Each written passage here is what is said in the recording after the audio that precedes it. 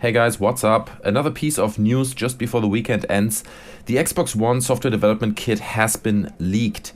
The hacking group H4lt has published it on Twitter. They've shown 2 screenshots. I'll put them right here into the video so you can get an idea. They call themselves H4lt, that's H4lt. I'll put their Twitter account, the link to that down in the description so you can read the tweets for yourself. Now, don't get too excited about this. Just because the software dev kit has been leaked doesn't mean we can do a lot with it right now. First of all, it's really not anything for the end user. It's probably more something to play around with in case you're a programmer. And keep in mind that in order to bring your own piece of software to the Xbox One using that dev kit, it's still a very long way to go.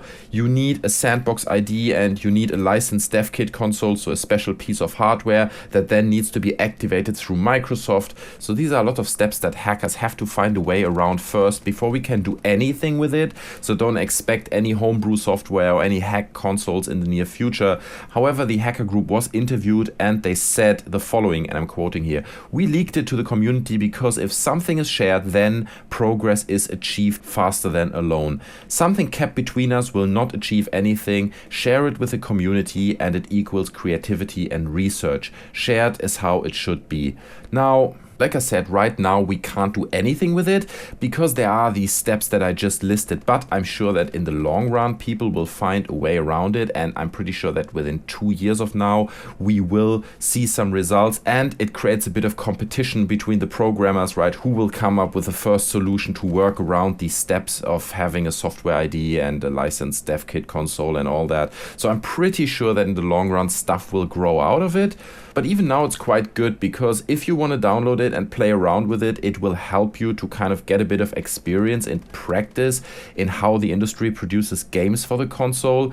It makes the whole process of making games for consoles a bit more transparent, which I think is something that's great, because since console companies really try to control everything and lock it down on their systems, I think this is just a really logical step, and I really appreciate people putting this kind of work out there because, like the hacking group says, open source stimulates creativity, and to be honest, I couldn't agree more. I absolutely think so too. And I think generally, whether it's the PSN or the Xbox Live or the console itself, locking down all these systems is not very good for the players and the games. I mean, we can see it on PC, how games like Skyrim, how games like GTA 4 live on for so many years just because they are open source and people can play with the system and create their own content. And it just kind of makes a game nearly immortal in a way, for lack of a better word, because, you know, it just gives it such a long legacy and it lives on way beyond its actual release. But even if we find a way to kind of decrypt and sign XVD files, which are the files that you then can bring into the console and turn into a game or a piece of software,